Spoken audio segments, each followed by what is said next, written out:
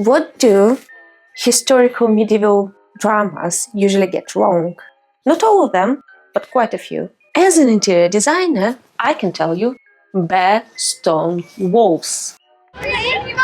Shit! No, people didn't live surrounded by grey rock. Yes, unfortunately, time is quite cruel to paintwork, and when we visit an abandoned castle, of course, that's what we see, bare stone.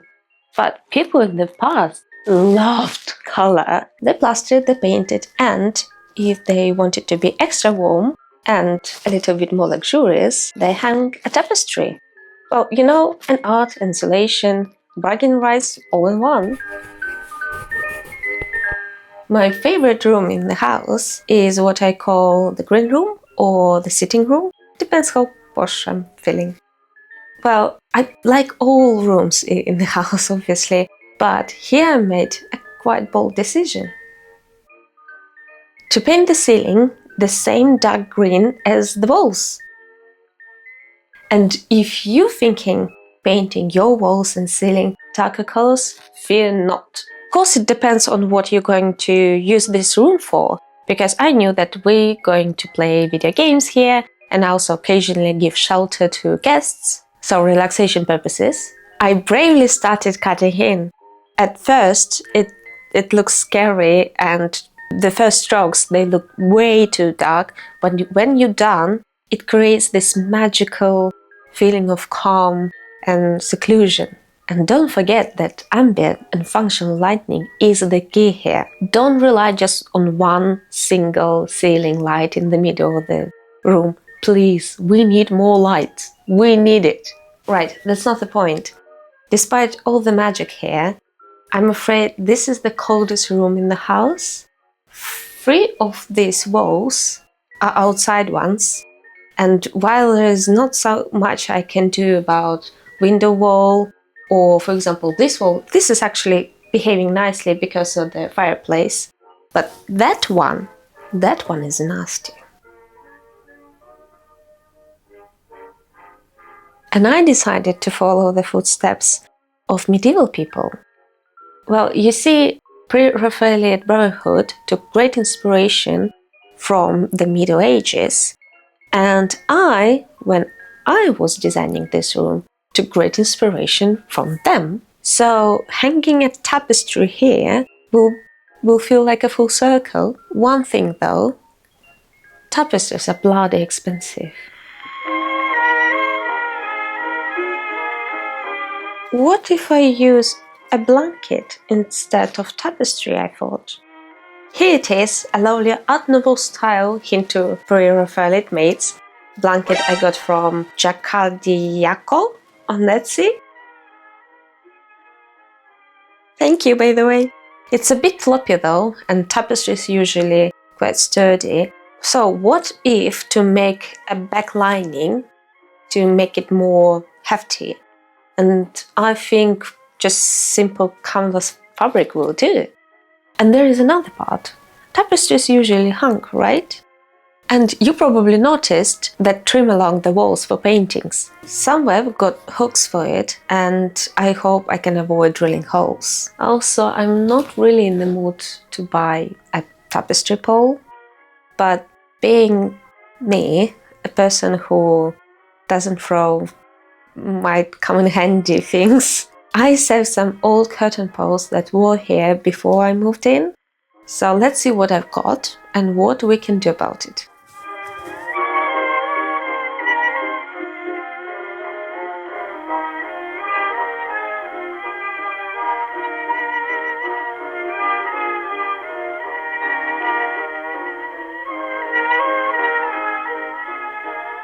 So, okay, what we have here? Oh, that would be perfect.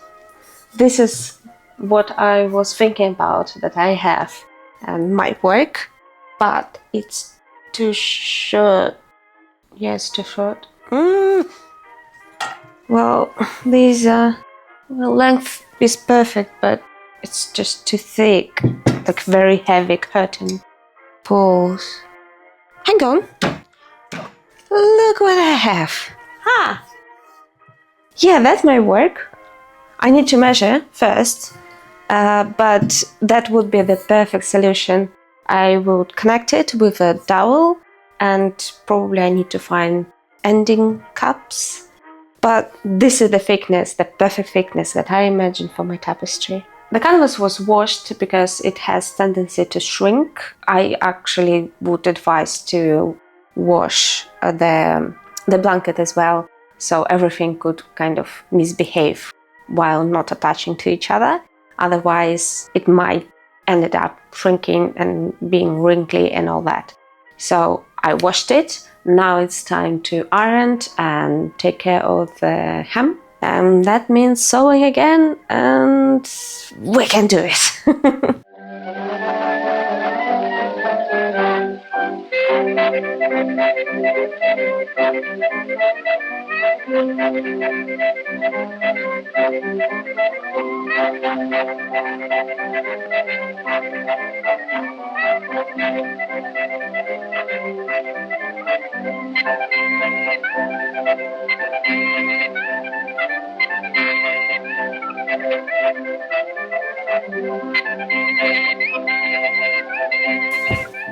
I gave this a bit of good thought about, physics and my plan. As you know, gravity could be a rather naughty source sometimes.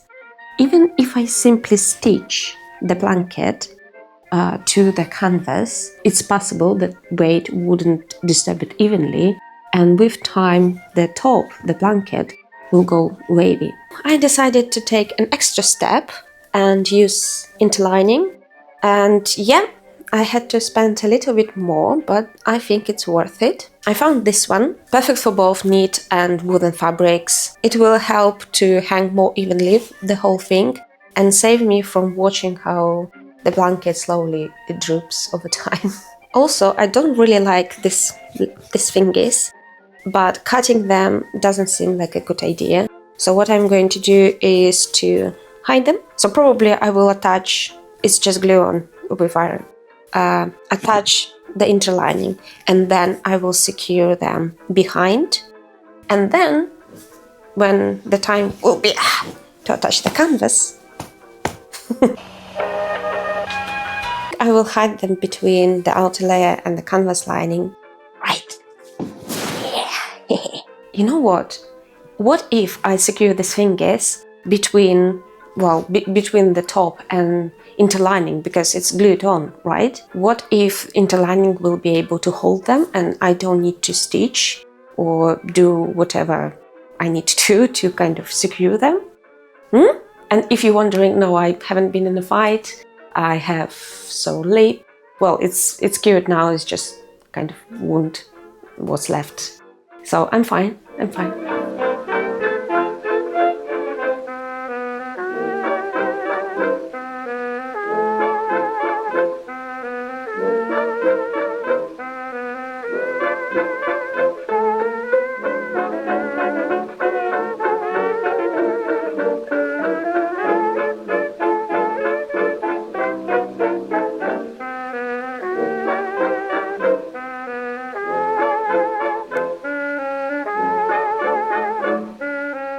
Usually, tapestries are hanged, and I chose this ribbon. Thanks to proximity of Christmas, you can find ribbons all around, everywhere. So I'm going to use this ribbon with this color. I think it will kind of complement the color of my curtains in the sitting room. And I'm going to use a bias tape because I'm really scared that it will be loose, kind of in between loops.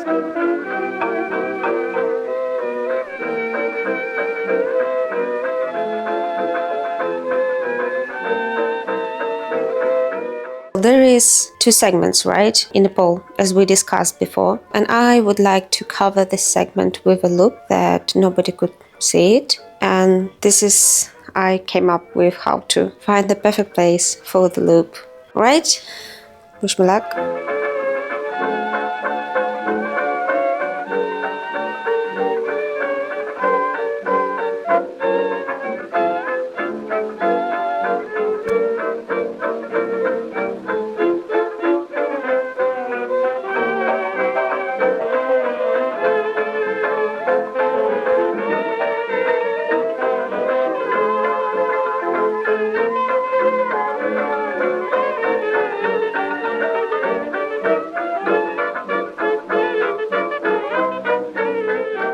So I attached the loops, and now there is a big question how to attach the lining to the blanket. And first I thought maybe I can attach to the bias. Well, I start with the bias anyway, with this top line where the loops are. But then, I don't know, maybe I will. Well, it probably needs to be hand-sewn and probably some sort of like bias stitch. I don't know. Let's see. Something went really, really wrong. As you see, I put the lining, but from this side, lining is much bigger than it should be. Why? Okay, I'm going to address this thing and fix it.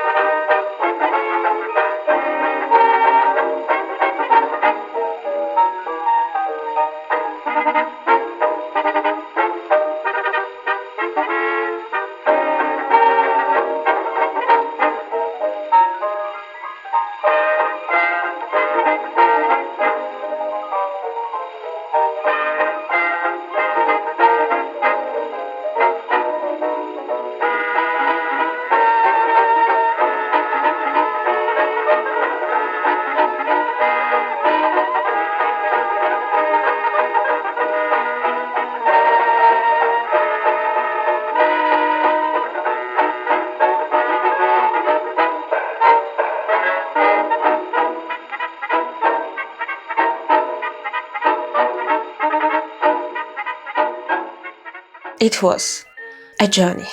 Usually I have a solid understanding and plan what I'm going to do, but for some reason not this time. And I don't know really why. Maybe it's November, maybe it's lack of sun, maybe it's early sunsets, maybe it's my struggle with YouTube and knowing that next video won't bring me any growth. All that leaves me with kind of brain fog. In the end, I found myself deeply in the process, completely unprepared. A late realization that two fabrics will behave differently over time, and I didn't stitch the blanket to the canvas lining. No, I just base stitched the interlining. They will stay forever together despite what I'm going to do with them in the future. Not double checking the measurements and having to undo and redo, and the amount of toothpicks, one dowel, skewers that I put in the joint before realizing that invisible inside joiner exists. And how are you coping with November's gloom? Do early sunsets wait on you too? Please take care of yourself and keep warm. Cheers! Old curtain poles that was there. Why? I'm so bloody unprepared. It will be hidden between... what? And yeah, with... what do is the key. Okay.